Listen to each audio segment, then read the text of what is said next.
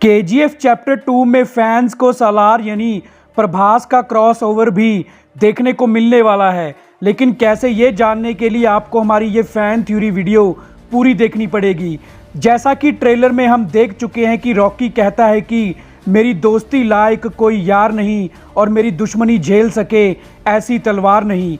इसलिए रॉकी को मारने के लिए रॉकी के जैसा ही कोई मॉन्स्टर अधीरा ढूंढने लग जाता है, क्योंकि अधीरा कई सालों से दुनिया से छुपकर ही गरुड़ा को मारकर केजीएफ को पाने का षड्यंत्र रच रहा था। इसलिए अधीरा अभी भी खुद बाहर नहीं आना चाहता, बल्कि रॉकी को किसी और के हाथों मरवाना चाहता है। शेट्टी, एंड्रयू, गुरु पांड्यन, विराट और कमल भी अधीरा के इस प्लान में अधीरा का साथ देने के लिए तैयार हो जाते हैं। रॉकी को मारने के लिए दुबई का इनायत खलील भी अधीरा का साथ देने को तैयार हो जाता है। बहुत ढूंढने के बाद इनायत खलील को एक रॉकी के ही जैसा मॉन्स्टर मिल जाता है, सालार यानी प्रभास।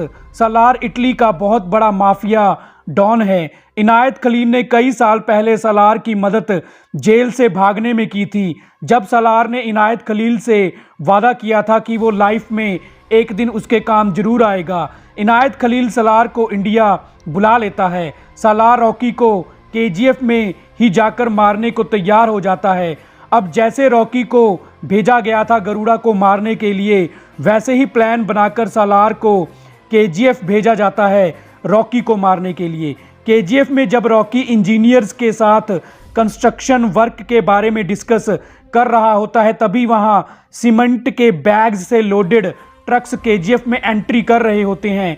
उन ट्रक्स में एक ट्रक में सालार छुपकर केजीएफ के अंदर दाखिल हो जाता है। सालार एक माइन के अंदर जाकर छुप जाता है और जब रॉकी उस माइन की तरफ से गुजरता है, तब सालार पीछे से रॉकी के गले से रस्सी को लपेटकर रॉकी को माइन की लिफ्ट से नीचे ले जाता है।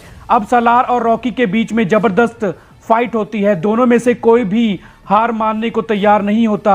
एक लंबी फाइट के बाद सालार रॉकी के गले में उसकी मां का लॉकेट देख लेता है। ये वही लॉकेट है जो रॉकी की मां ने रॉकी को दिया था और रॉकी ने वही लॉकेट रीना को दे दिया था। लेकिन फिर जब रॉकी केजीएफ में ही रहने लग गया था और रॉकी के दुश्मन बहुत ज़्यादा बढ़ गए थे, तब रीना ने रॉकी को उसकी मां की निशानी वो लॉकेट वापस कर दिया था। सालार उस लॉकेट को देखकर रुक जाता है। असल में सालार और कोई नहीं बल्कि रॉकी का बचपन का साथी है, जो रॉकी के साथ शेट्टी गैंग के लिए मुंबई में काम करता था।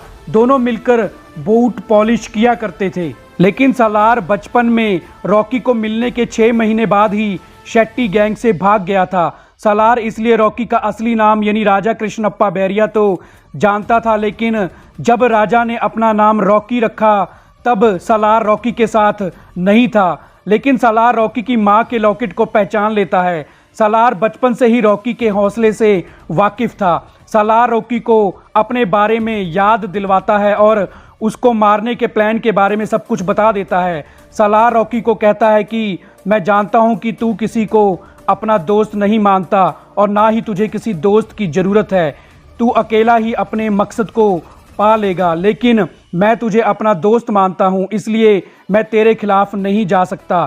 फिर सालार कहता है कि लेकिन मुझे इनायत खलील को ये नहीं बता सकता कि मैंने रॉकी को नहीं मारा। इसलिए अब माइन में बहुत बड़ा ब्लास्ट हो जाता है और सब जगह ये खबर फैल जाती है कि सालार और रॉकी दोनों माइन ब्लास्ट में मारे गए हैं।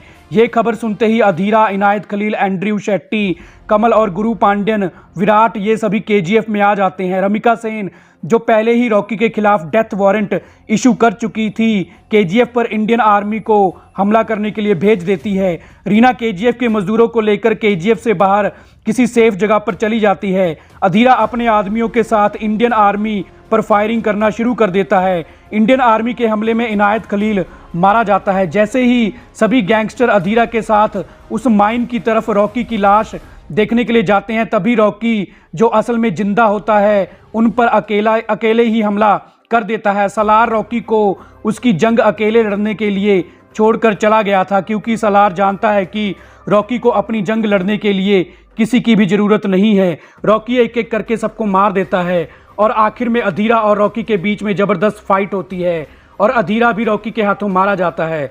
लेकिन रॉकी खुद भी इंडियन आर्मी के हमले में मारा जाता है। तो दोस्तों, हमारी आज की फैन मेड वीडियो थ्योरी को देखने के लिए आपका थैंक्स।